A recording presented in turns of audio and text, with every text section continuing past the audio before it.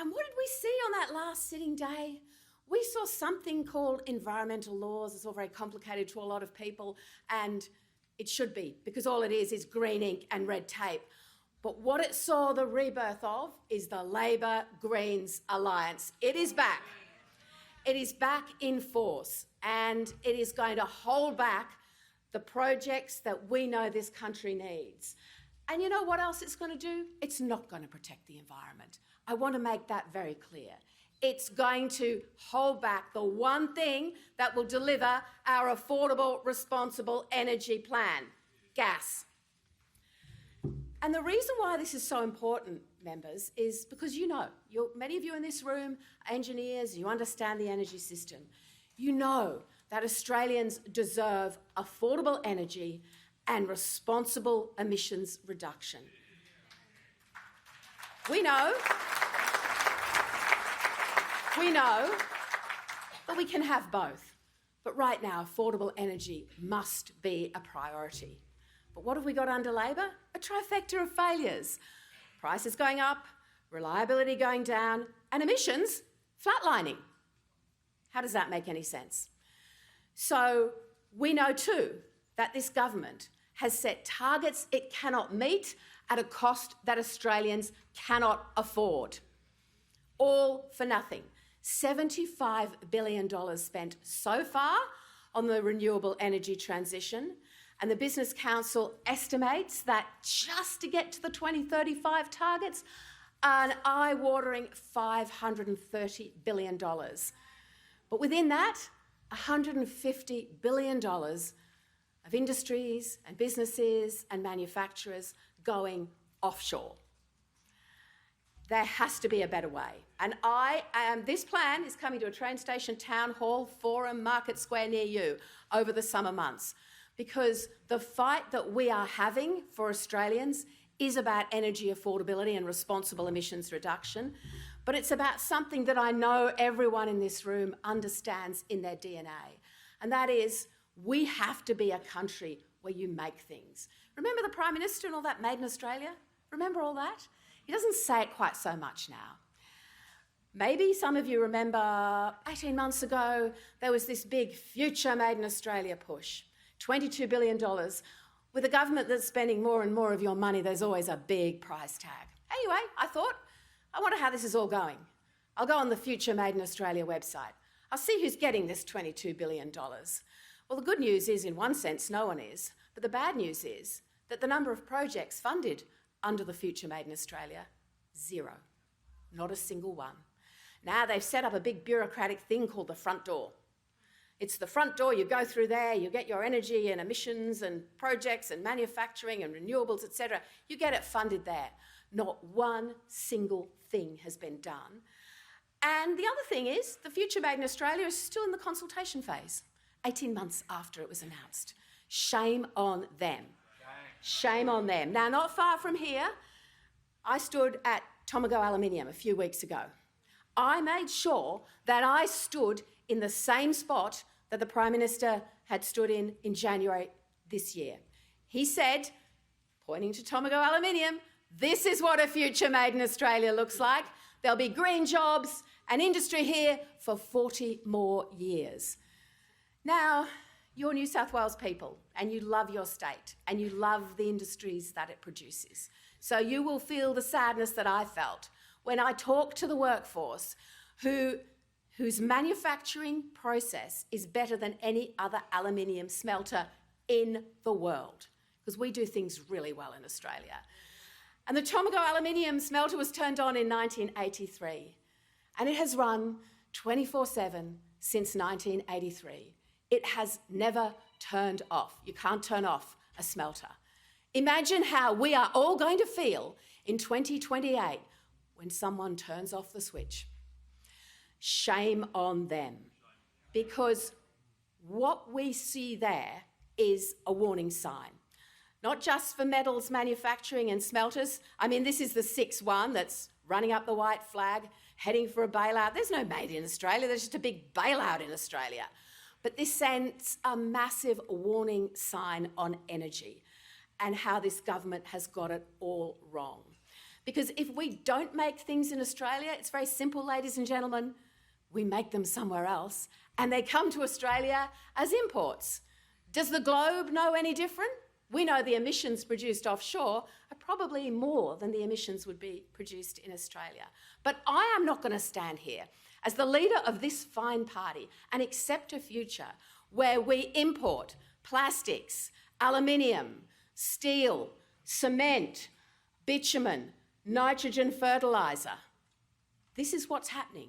We are losing our sovereign manufacturing capability under this government's energy policy. And it is frightening, and we have to fight it. And there is work to do, which is why this plan is coming to every single town hall, marketplace and train station near you. Because when I talk to Australians about this, they don't always realise.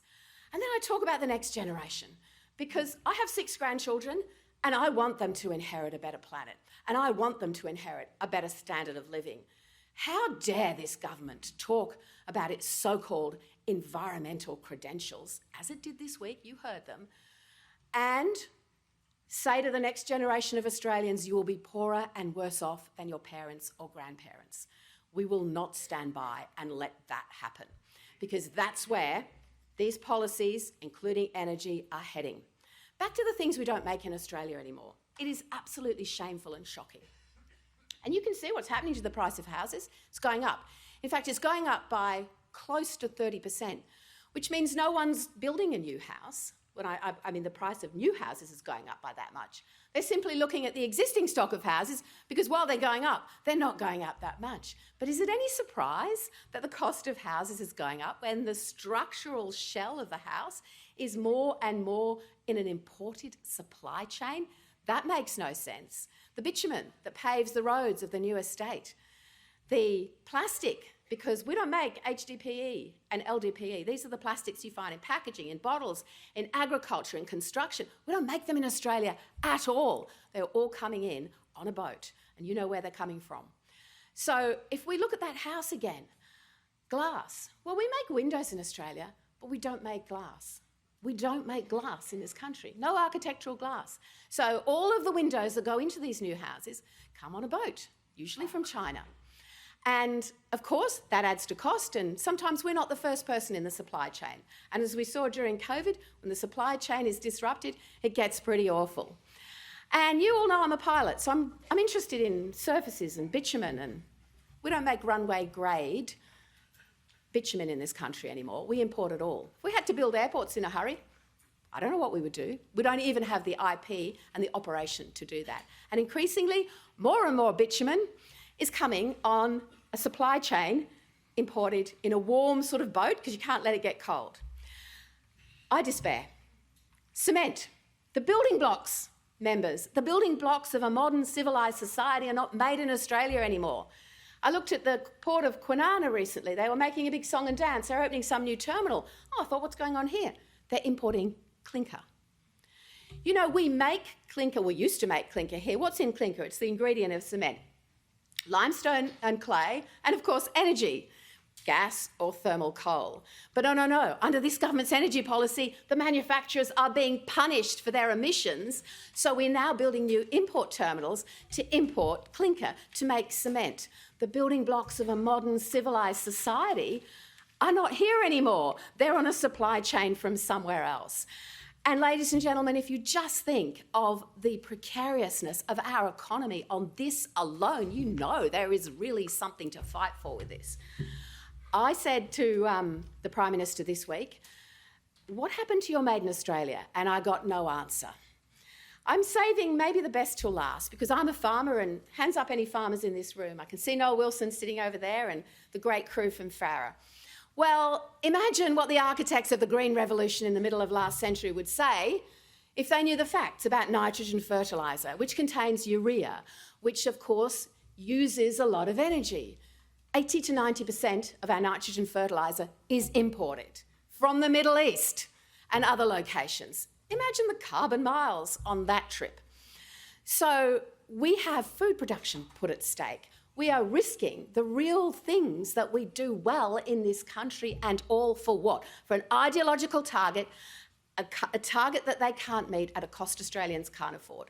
And yes, we want responsible emissions reduction. And I've talked to young people, including my children's generation. I've said, yeah, I care about the next generation. I care about the planet. That's why I want emissions reduction to actually work, which is why our plan talks about that too. It's affordable energy and responsible emissions reduction. It's exactly what this government is not doing. Now, there's so much going wrong with the Albanese government right now, and it's not just energy policy. At the heart of the agenda that you see in front of you is something that is, of course, the biggest spending since Whitlam, and by comparison, maybe even bigger than that. And again, I've talked, some of the statements I've made so far, the very first one I made as leader was about how we manage the budget responsibly, how we live within our means. And I know a lot of younger Australians have got used to debt as being just a big number that doesn't really mean very much. But when you consider that we're spending $50,000 a minute in interest on the debt, on the national credit card, then you know they've got it all wrong. A $1.2 trillion debt in the 28-29 year. And I talked about empowerment versus dependency, because the country that I want to see Australia be, the country I know Australia really is not one where the citizens look to government and say, what can you do for us? It's one where the government says to the citizens, how can we empower you? How can we support you to be the generators of industry and growth and small business and the private sector and build a future for your families? How can we do that? But that's not what this government is doing. It's simply sitting there passively, borrowing more and more money, being very generous with borrowed money. Now, I also made a statement about personal income taxes going down, and that's a solid commitment that I have made, because it comes from my own experience. And many of you know that when I was learning to fly, I did several jobs. I was pretty interested. By the time I got to the second and third job, the tax rate was sort of through the roof. And I thought, I'm not keeping more of what I earn. What's going on here? And then I went to work in the shearing sheds of Western Queensland and saved all my money. My husband and I saved all our money for a start on the family farm. And we loved to see that little nest egg grow, but then we saw it attacked by a very high tax rate. But it is about reward for effort. It is about a government that rewards its citizens, doesn't punish them. So every time you see the government talk about a generous piece of new spending, borrowing more of your money, you can know that we will allocate it to either budget repair or lower personal income taxes. That's my commitment.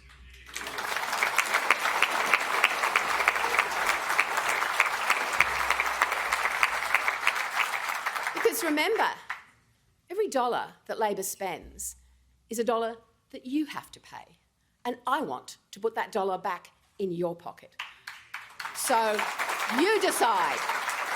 So you decide what you spend it on. Because you know what? When you decide what you spend it on, you do a whole lot better than the government does. And so many of you, and I'm so grateful because I know your experience in small business, and that's taught me a lot. My small business was a farm, but there are many small businesses. They work incredibly long hours. They stand there with a smile on their face as a business proprietor from dawn to dusk. There's not that many people walking through the door with money to spend. We understand that. It's tough. But as one business owner said to me, then I get home and I have to do all this paperwork. And I don't understand, because if I could see the link between the paperwork and something, but I don't. And the feeling is that this government wants to punish me. This is what our small business, our wonderful small businesses say. And that's not good enough. So we're going to do better for small business. We're going to get rid of their red tape. We're going to deregulate. We're going to support them. We're going to listen to them. And we're going to understand that it all comes down to people walking in the door of that small business with money to spend. And right now, they don't. Because this is a government that thinks that Canberra has to be all things to all people. But we know that government should set the rules. All right, the Liberal conference there in New South Wales with opposition leader Sussan Ley, and certainly she spoke about Labor having the higher cost of living, higher power prices and higher inflations. And as a result, the families next year certainly have a high possibility of interest rate rises throughout the year. We also are a country where we make things for the generations to come, Sussan Ley said, and the Liberals are calling for affordable energy and responsible emissions reduction. We'll have more on that conference in an hour's time.